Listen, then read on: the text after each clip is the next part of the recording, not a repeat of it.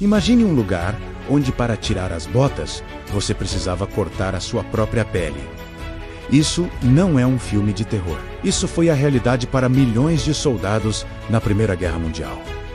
Bem-vindo ao inferno das trincheiras. Entre 1914 e 1918, um sistema monstruoso de balaus foi escavado na Europa. Imagine um labirinto de lama e morte com mais de 600 quilômetros de extensão, se estendendo da fronteira da Suíça até o litoral da França. A profundidade era de cerca de 2,5 metros, mal o suficiente para um homem ficar em pé sem expor a cabeça. Milhões de jovens passaram anos de suas vidas ali dentro, cercados por arame farpado, sujeira, ratos e os corpos de seus próprios companheiros. Essa não era uma linha de defesa temporária. Era o lar deles. Um lar terrível, onde o som constante das explosões e o cheiro da morte eram a única normalidade. A vida e a morte eram separadas por centímetros de terra e coragem. Vamos falar sobre um dos horrores mais insidiosos das trincheiras: o pé de trincheira. As valas viviam alagadas. A chuva constante e a péssima drenagem transformavam o chão em um pântano gelado e nojento. Os soldados passavam dias, às vezes semanas, com os pés mergulhados nessa água imunda, sem a chance de tirar as botas para secá-los. O resultado era devastador. A pele, constantemente úmida e fria, começava a morrer. Primeiro ficava dormente, depois mudava de cor para azul ou vermelho e inchava. Com o tempo, a pele grudava nas meias e nas botas. Quando finalmente tinham a chance de secar, o barro endurecia e a pele se fundia com o tecido.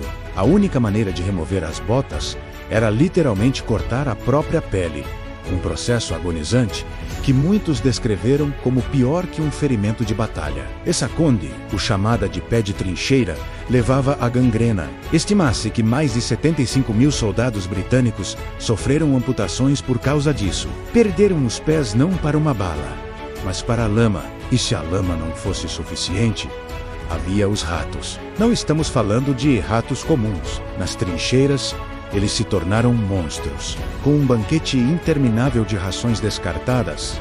E, o mais horrível, os cadáveres não enterrados que se acumulavam na terra de ninguém. A população de ratos explodiu. Eles cresciam a tamanhos absurdos. Alguns relatos afirmam que eram tão grandes quanto gatos. E eles não tinham medo dos homens. Durante a noite, o verdadeiro terror começava. Os ratos corriam sobre os rostos dos soldados que tentavam dormir. Pior ainda, eles atacavam os feridos que não podiam se defender. Um soldado escreveu em seu diário que acordou com um rato roendo seus dedos. Eles eram um lembrete constante e grotesco da decomposição e do horror que os cercava. A caça aos ratos se tornou um passatempo macabro, mas inútil. Para cada rato morto, centenas de outros surgiam para tomar seu lugar. A Primeira Guerra Mundial também inaugurou uma nova era de crueldade com a guerra química. Mais de 100 mil toneladas de gases venenosos foram liberadas nos campos de batalha. O gás cloro, o fosgênio e o mais temido de todos, o gás mostarda. Este último não matava instantaneamente. Ele era pesado e pairava sobre as trincheiras por horas. Recebesses dias. O gás mostarda causava queimaduras químicas terríveis na pele, nos olhos e, o pior de tudo, nos pulmões. Respirá-lo era como ter fogo líquido derramado dentro do seu corpo, queimando você de dentro para fora. A morte era lenta e agonizante, levando dias de sofrimento. As máscaras de gás primitivas nem sempre funcionavam. O terror do gás era tão intenso que alguns soldados, ao verem a nuvem amarelo-esverdeda se aproximando, preferiam pular para fora da trincheira. Eles escolhiam enfrentar o fogo das metralhadoras inimigas, preferindo uma morte rápida por uma bala a uma morte lenta e torturante por sufocamento. 90 mil morreram por causa do gás, e mais de 1.200.000 ficaram feridos, muitos com sequelas para o resto da vida. Mas a guerra não acontecia apenas na superfície. Sob os pés dos soldados, uma outra batalha, silenciosa e mortal, era travada. Unidades especializadas, conhecidas como mineiros, cavavam túneis por semanas, meses diretamente sob as trincheiras inimigas. O trabalho era claustrofóbico e perigoso. Eles cavavam em silêncio quase absoluto, usando as mãos e baionetas para não fazer barulho. Sempre com o medo de serem detectados pelos ouvintes inimigos, que colocavam os ouvidos no chão tentando perceber qualquer vibração. Quando o túnel estava pronto, eles o enchiam com toneladas de explosivos. Então, vinha a detonação. A explosão era colossal, aniquilando milhares de soldados inimigos de uma só vez, literalmente vaporizando-os e abrindo crateras gigantescas no campo de batalha, algumas visíveis até hoje. Era uma forma de guerra psicológica total, onde o próprio chão sob seus pés poderia explodir a qualquer momento. E em meio ao caos das explosões e do gás, havia uma ameaça silenciosa e precisa. Os atiradores de elite, os snipers, camuflados na terra de ninguém, eles ficavam imóveis por horas, esses dias, esperando por um único erro. A regra na trincheira era clara.